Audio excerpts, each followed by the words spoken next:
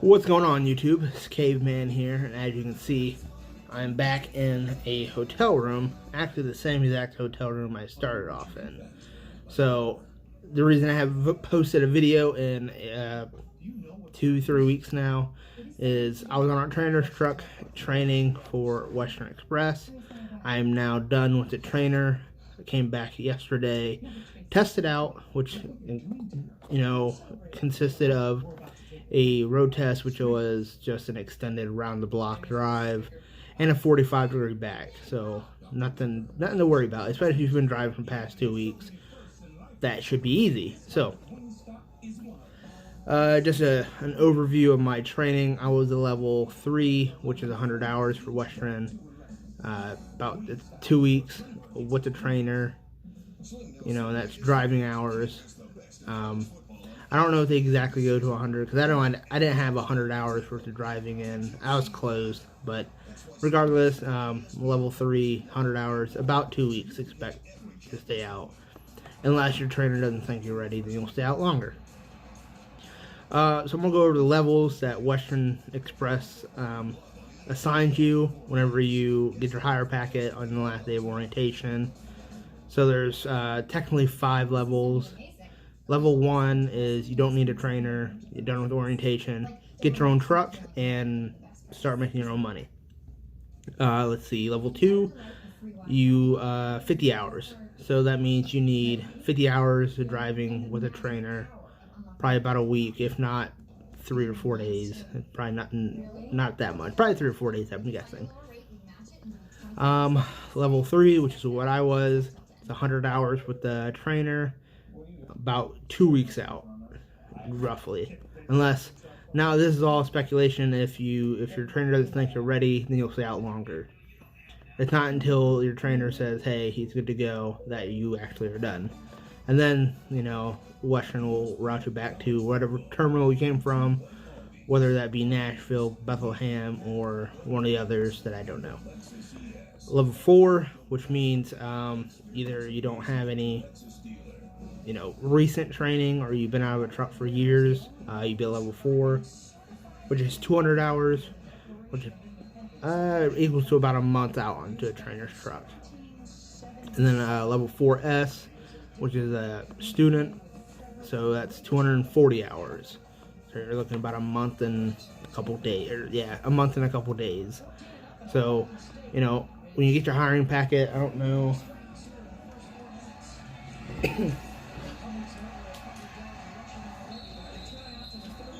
I actually have mine right here. Cover that up. As you can see, the FNER just stands for Flatbed Northeast Regional, which means I should be getting home every weekend. And then as you can see, it said level 3. So when you hand them that, when the guy who does your hiring packet hands you that, you'll see, if you're just flatbed over the road, or flatbed northeast, or van, or whatnot. Then you'll have your level, and you'll have your driver code on there.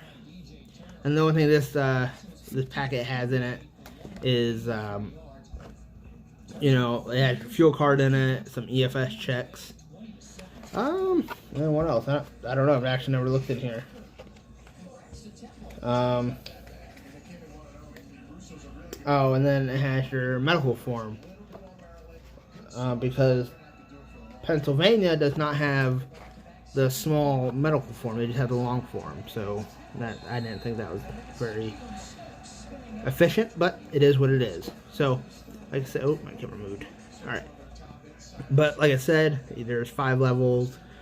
They determine that whenever you get hired. Well, it determines on how much verifiable experience you got. So, I had 6 months and I was level 3.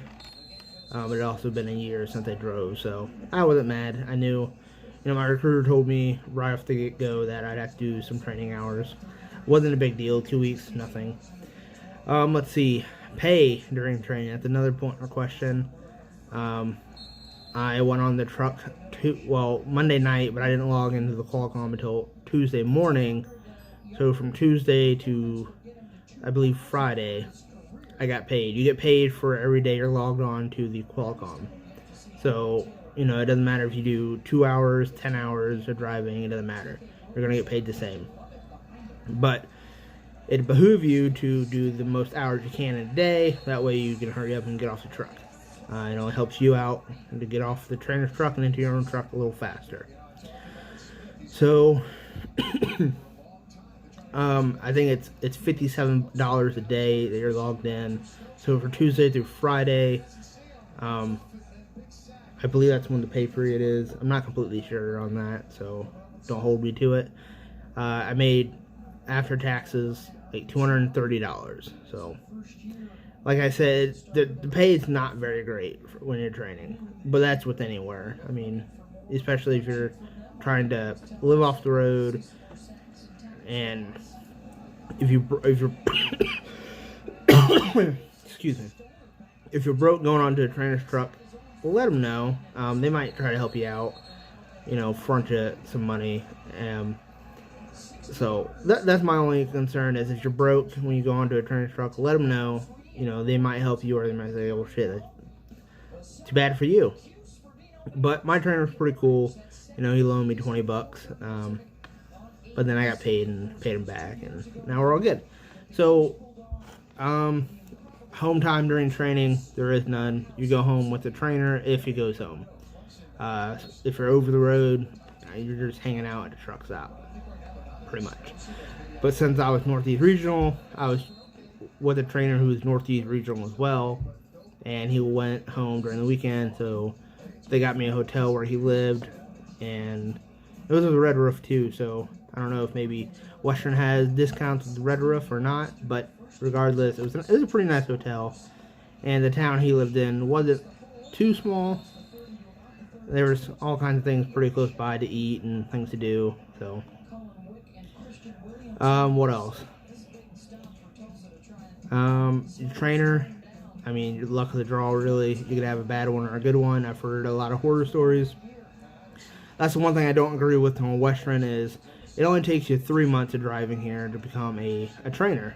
So if you started in March, you know, March, April, May, you know, by June you'd be a trainer.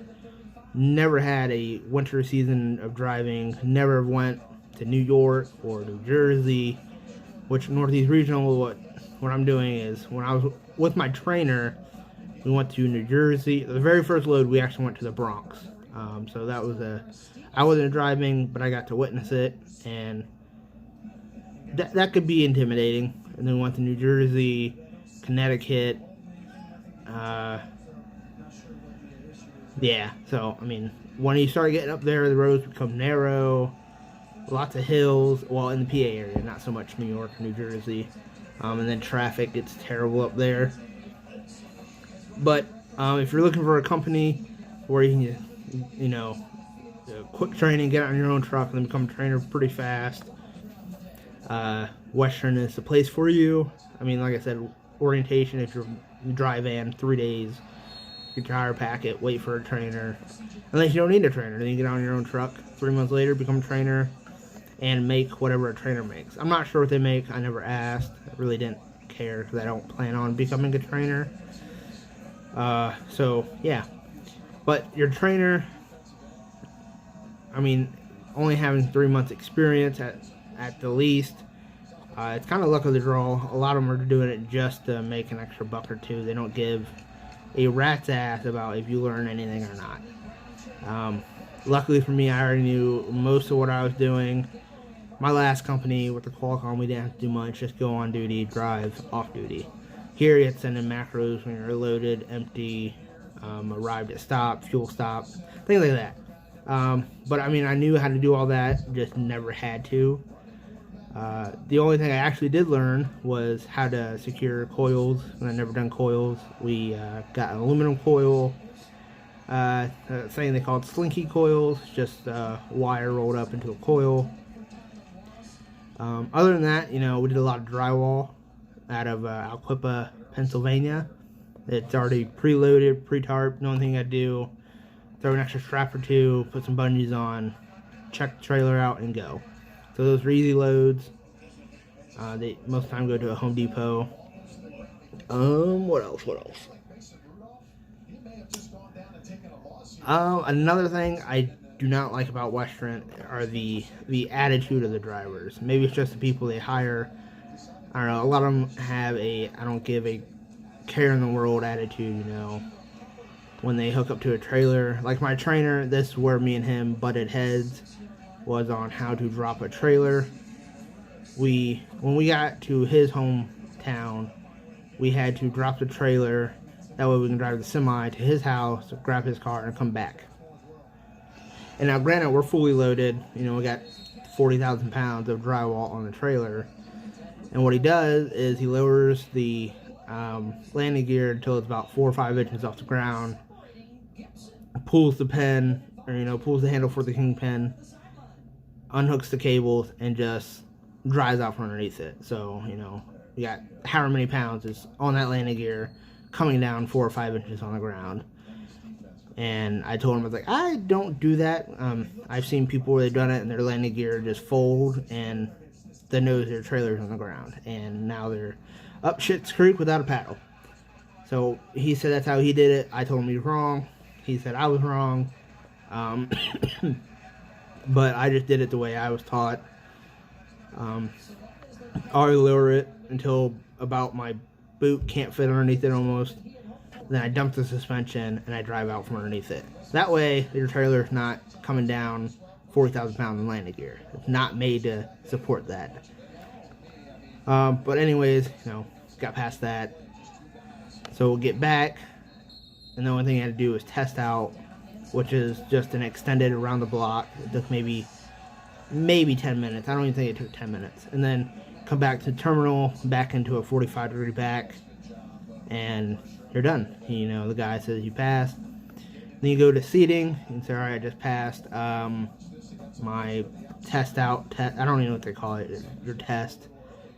And then you go to another lady. She seats you in a truck. If there is no truck, she said she'll give you a call when the truck's available.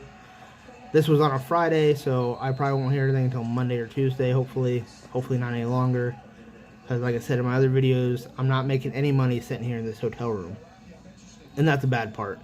With Western Express, they're bringing, a boatload of people. But because they take in anybody, they, it could be 30, 40 people coming in 1 week.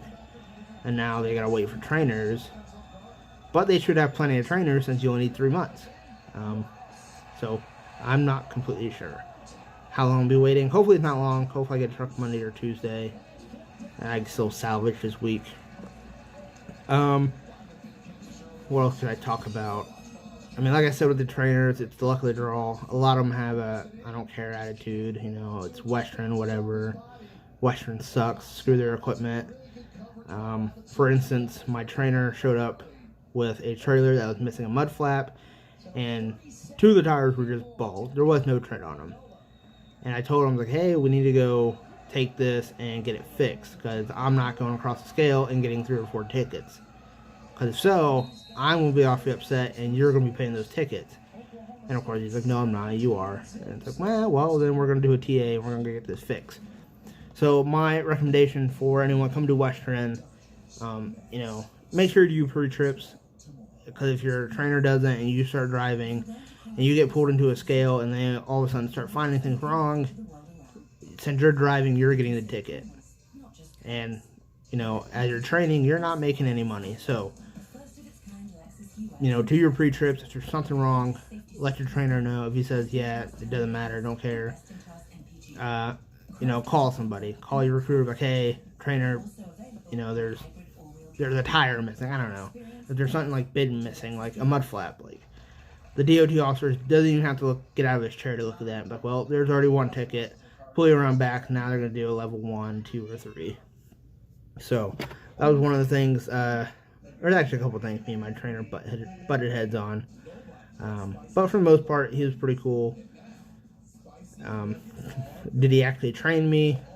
No, not really. But in his defense, I already knew kind of what I was doing, driving down the road, backing into spots, things like that, because I already had flatbed experience, so he didn't have to do much. But if I was a student who didn't know what I was doing, I don't know if I'd want to be trained by him, Because when I asked him questions about the company, like Western Express makes you sign a piece of paper about out of route miles, and that if you go out of route, you got to pay $1 per mile. And the first time I asked him, he's like, I don't know. He's like, I just go by my GPS. They've never done anything to me about it. So when I asked him a question, he would always say, I don't know, or that's Western Express. And it's like, well, you didn't answer my question, but okay.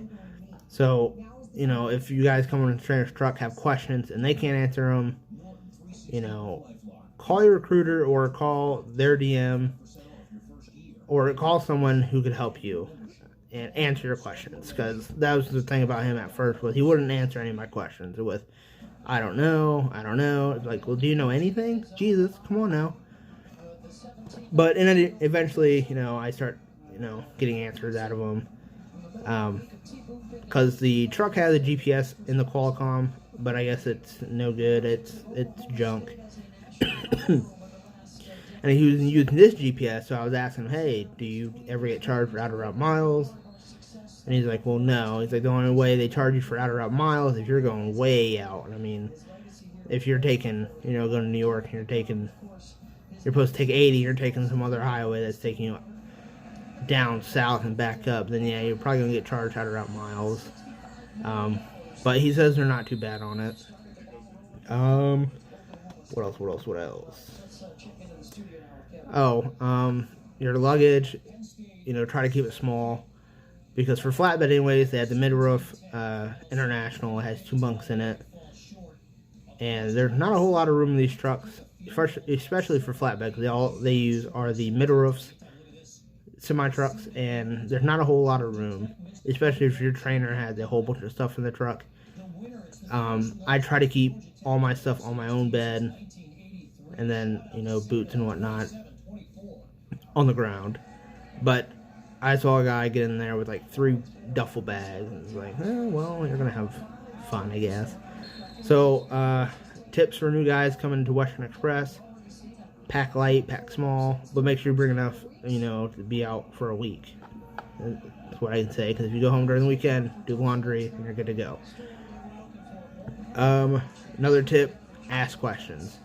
If he doesn't answer them, go to someone else who can, or go to someone who can point you in the direction of someone that can answer your questions.